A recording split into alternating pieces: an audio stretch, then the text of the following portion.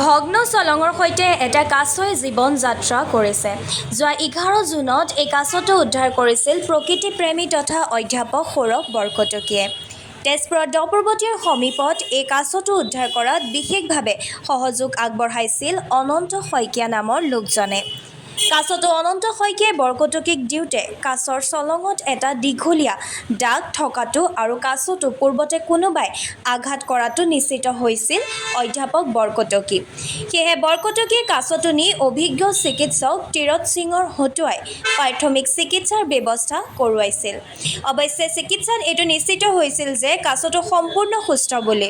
কাছটোৰ সুস্থতাৰ উমান পাই আজি বৰকটকীয়ে নিজ পুত্ৰ ৰাজ সৌৰভ বৰকটকীৰ দ্বাৰা তেজপুৰৰ চিত্ৰলেখা উদ্যানৰ পুখুৰীত মুকলি কৰি দিয়ে কাছটো। উল্লেখ্য যে আজিৰে সৈতে উদ্যানৰ পুখুৰীত মুঠ 41টা কাছ মুকলি কৰে অধ্যাপকগৰাকীয়ে। তেওঁ সংবাদ মাধ্যমক জনায় যে আজি মুকলি কৰা কাছটো হালধীয়া ফুটুকী কাছৰ প্ৰজাতি। ইংৰাজীত ইয়াক নেৰো হেডেড চফ্ট-শেল টাৰ্টেল বুলি কোৱা হয়। নিজ পুত্ৰৰ হাতেৰে কাছটো মুকলি কৰাৰ সন্দৰ্ভত বৰকটকীয়ে কয় যে আজিৰ শিশু কাইলৈৰ ভৱিষ্যত। আমি সৰুকালৰ পৰাই শিশুসকলক এনেবোৰ কামৰ প্ৰতি আকৃষ্ট কৰিব লাগিব। তেতিয়াহে ভৱিষ্যতলৈ শিশুৱে প্ৰকৃতি প্ৰেম জীয়াই ৰাখিব।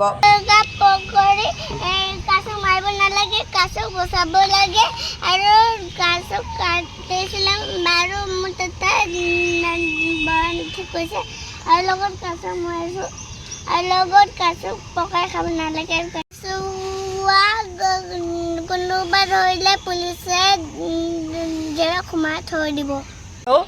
হেড চফ্ট-শেল টাৰ্টল হয় আৰু এইটো হালধীয়া ফুটুকী কাছ বুলি কয়। এই কাছটো আমাৰ ইয়াত বহুত দিয়া হৈছে আগতেও, আৰু মই বহুত চবতকৈ যদি বেছি ৰেস্কিউ কৰিছোঁ, উদ্ধাৰ কৰিছোঁ, এই কাছটোকে কৰিছোঁ।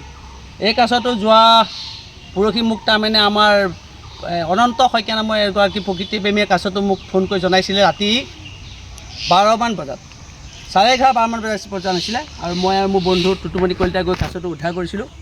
উদ্ধাৰ কৰি আনিছোঁ। কাছটো তাৰমানে এটা কথা হৈছে, কাছটো কোনোবাই দুষ্কৃতিয়ে আগতে তাক দাৰ দি মাৰিছিলে, আৰু দাৰ দি প্ৰহাৰ কৰাৰ কাৰণে তাৰ চলংটো অলপ ফাটি গৈছিলে, আৰু মই সেইবাবে ডক্টৰ তীৰত সিঙৰ লগত এই বিষয়ে যোগাযোগ কৰি পেলাই তীৰত সিঙক দেখাইছিলোঁ যে নাই এইটো হিলিং হৈ গ'ল, এইটো মিলি গ'ল আৰু ই পুনৰ জীৱন পালে। এতিয়া ভাল লাগিছে। আজি এইটো আমাৰ 41 নম্বৰ কাছ।